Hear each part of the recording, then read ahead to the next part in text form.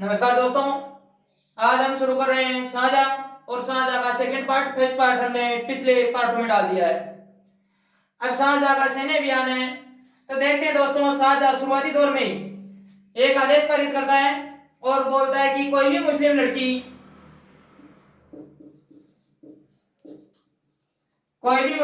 जब तक विवाह नहीं करेगी, जब तक लड़का मुस्लिम नहीं बने। क्या कह रहा है कि कोई भी मुस्लिम लड़की हो हमारी, वह तब तक नहीं विवाह कर सकती जब तक अगला व्यक्ति या लड़का मुस्लिम नहीं बने। यह लागू करता है। यह सहिष्णुता का परिचय है दोस्तों। इसके पश्चात 1639 में यह कंधार को जीतता है। लेकिन 1648 में ही कंधार वापिस मुगलों से छूट जाता है। इसके पश्चात यह 1639 में अपनी राजधानी आगरा राजधानी थी, आगरा से वापस दिल्ली प्रस्थान करता है। कहां भेजता है दोस्तों? 1639 की बात है। पहले राजधानी आगरा थी, आगरा से दिल्ली राजधानी बना लेता है। अब देखते हैं दोस्तों, दिल्ली कौन सा स्थान है। दिल्ली में राष्ट्रपति भवन से लेकर चांदनी चौक तक,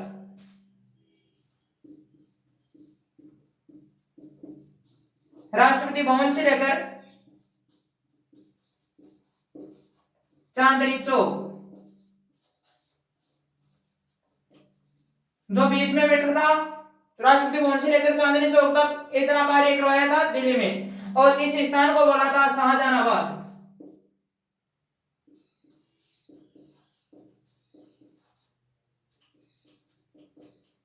क्या बोलता है दोस्तों?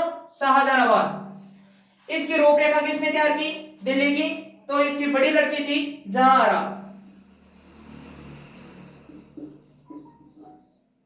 दोस्तों, जहांआरा इसकी रूपरेखा बनाती है। अब दिल्ली में इसने शुरुआती दौर में एक जामा मस्जिद का निर्माण करवाया।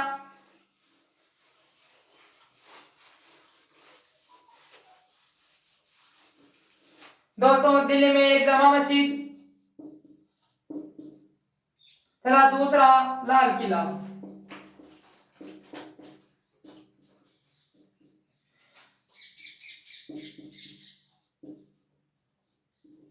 दोस्तों, जो जामा मस्जिद है उसकी रूपरेखा जहांआरा के द्वारा तैयार की गई, लेकिन बनाता है शाहजहां। अब दोस्तों देखा जाए लाल किला। लाल किला में दो महल हैं। एक का नाम है दीवाने खास तथा दूसरा है दीवाने आम।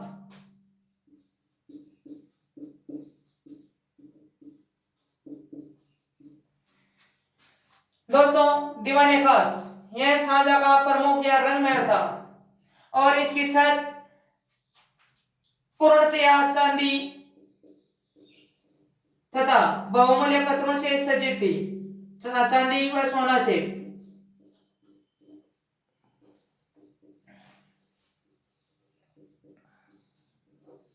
चांदी व सोना से थी। और तथा दीवाने खास, दीवाने आम, इसमें लगता था दरबार। इसमें लगता था दरबार। इसके पश्चात यह चांदी किससे बनी हुई छत है। शाहजहां स्वयं लिखा था इस पर कि अगर धरती पर कहीं स्वर्ग है तो यही है, यही है, यही है, अर्थात दीवाने खास में।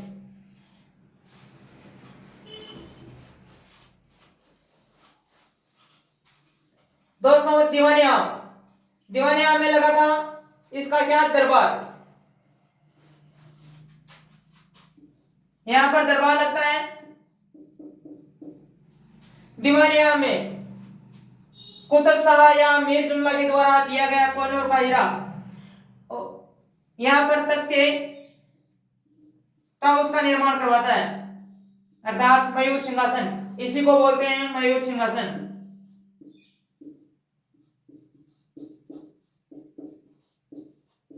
क्या बोलते हैं दोस्तों? मयूर सिंहासन। और इसी को बोलते हैं तख्त हाउस।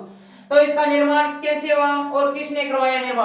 निर्माण करवाने वाला व्यक्ति था शाहजहां, और जो निर्माण करने वाला कारीगर था उसका नाम था बेबहादुर खां।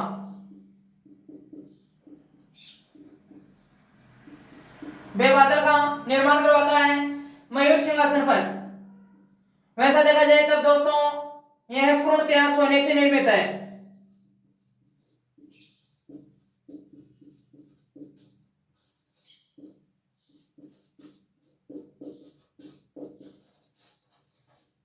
किससे निर्मित है दोस्तों?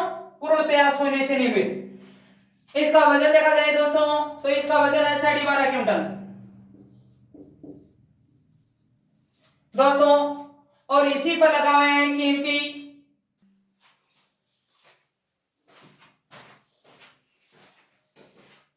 दीवाने यहां पर कीमती हीरे, जवाहरात,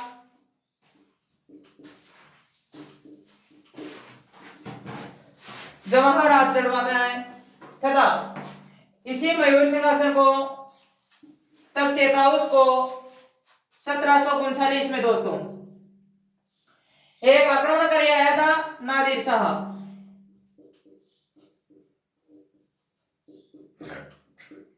नादिर शाह आता है और इस तख्ते ताऊस को उखाड़ कर ले जाता है। वैसे देखा जाए तब दोस्तों मयूर सिंहासन या तख्ते ताऊस पर पहली बार विराजने वाला व्यक्ति था शाहजहां तथा अंतिम बार विराजने वाला व्यक्ति था जो इंडिया में था तब महमूद शाह रंगीला। इसके पश्चात दोस्तों यह उखाड़ कर ले जाता है, उसमें आक्रमण किया तब महमूद शाह रंगीला था।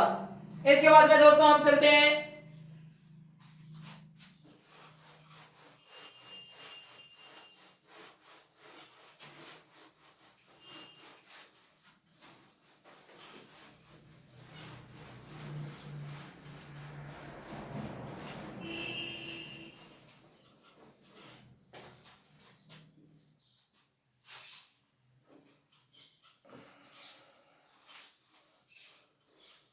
दोस्तों शाहजहां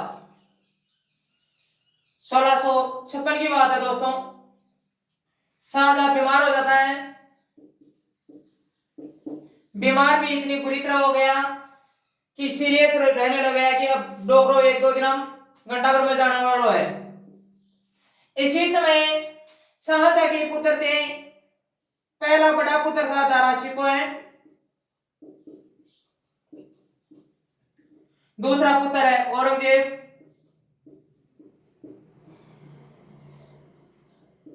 इसके पश्चात आता है मुराद बख्श,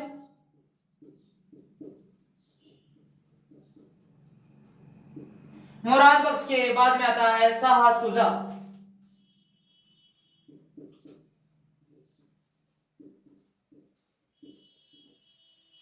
अब दोस्तों दारा आगरा में ही है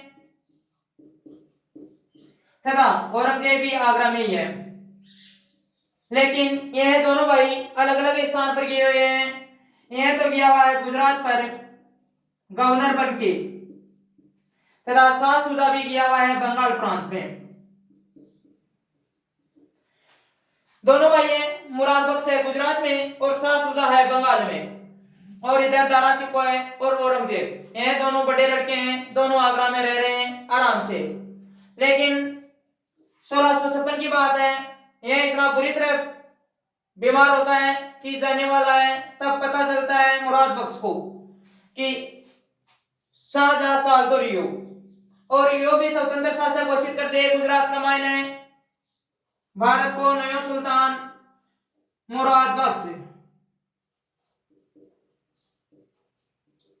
और इधर से शुजा भी बंगाल में अपने आप को स्वतंत्र शासक घोषित कर देता है।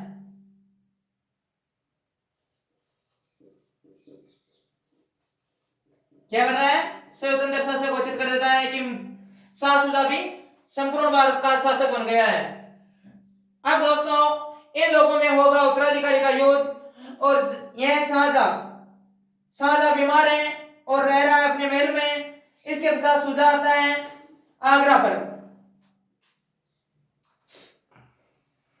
शाह शुजा रवाना होता है आगरा के लिए और आगरा पर विजय हासिल करने के लिए कि मैं राजा बन जाऊं।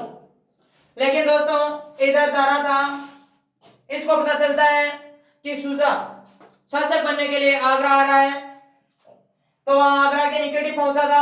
तभी एक इनके बीच में युद्ध होता है, युद्ध बोलते हैं बहादुरगढ़ का युद्ध।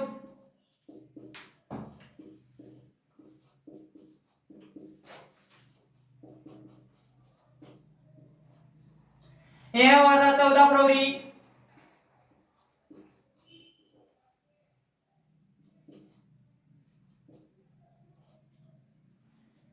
1657।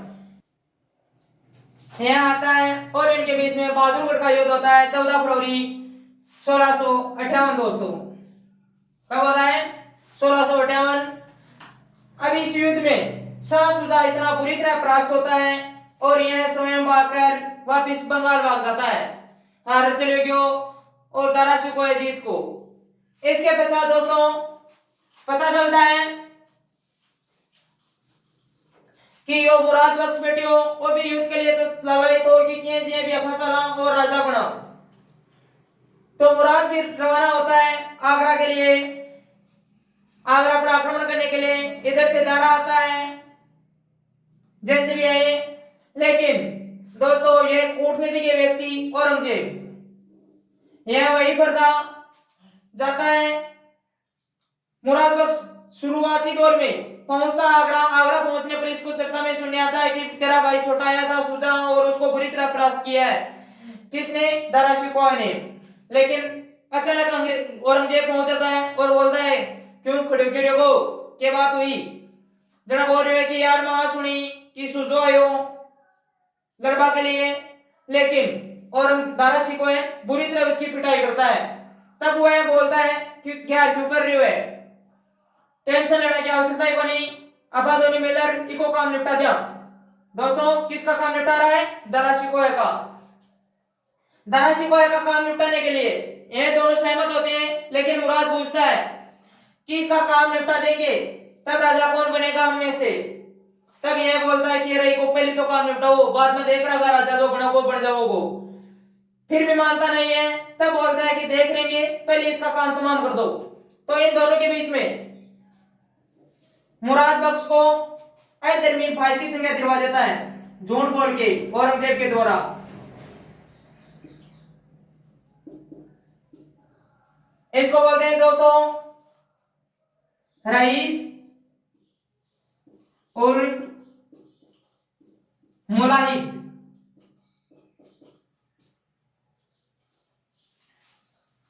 मुराद बख्श को यह अधर्मी भाई की संज्ञा दिलवा देता है और इनके पश्चात इन दोनों के बीच में युद्ध होता है दोस्तों।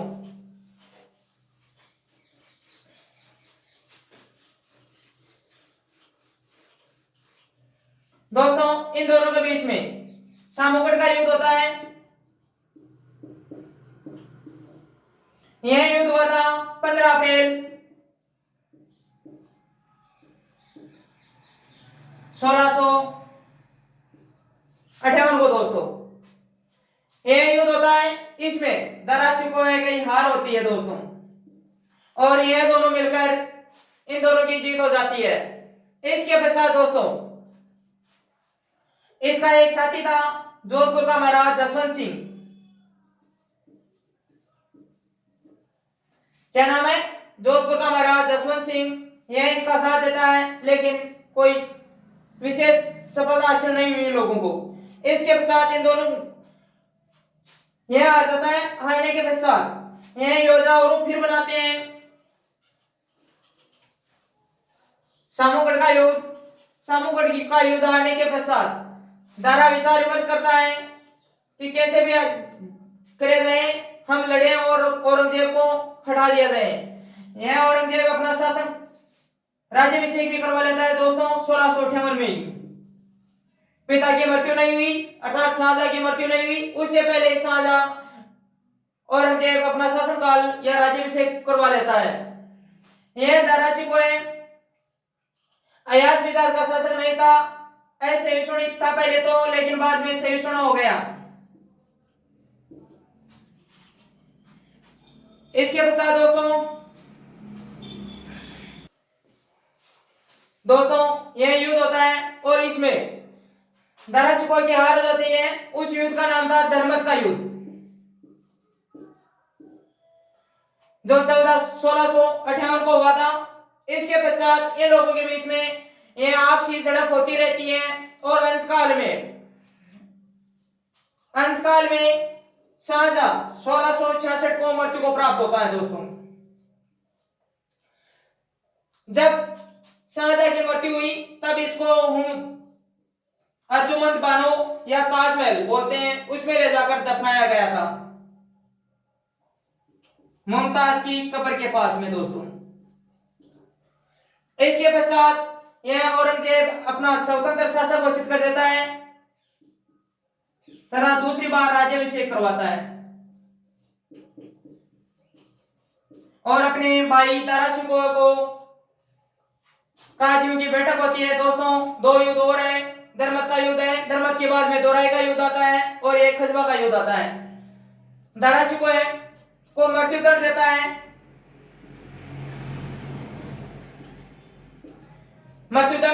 और इधर से शुजा योजना बना रहा था कि वापिस आक्रमण करूं, लेकिन दोस्तों यह आक्रमण करने की सोचता है, लेकिन औरंगजेब से जाकर भिड़ता है खजवा का युद्ध में। इस खजवा के युद्ध में औरंगजेब के द्वारा शाहसुजा की इतनी बुरी पिटाई की गई कि यह बंगाल छोड़कर म्यांमार चला जाता है दोस्तों। पता ही नहीं चलो कि कौन सो बंगाल गयो और म्यांमार आगो, और म्यांमार में दोस्तों 1662 में इसकी हत्या करवा दी जाती है किसी के निर्देश पर, औरंगजेब के निर्देश पर। 1662 में हत्या हो गई। हत्या होने के पश्चात दारा शिकोह की मृत्युदंड दिलवा दिया काजियों के द्वारा। इसके पश्चात बचता है मुराद बख्श, और मुराद बख्श की भी हत्या करवा देता है दोस्तों दूसरे राज्याभिषेक के तहत। इसके पश्चात दोस्तों आगे आता है शासक, उसका नाम है औरंगजेब। और यह दोस्तों हम अब अगले पार्ट में देखेंगे औरंगजेब। धन्यवाद दोस्तों। लेकिन इससे पहले आपसे एक साधारण बात है, आप समझ गए होंगे कि हमारे चैनल को सब्सक्राइब करना और तथा लाइक व शेयर करना।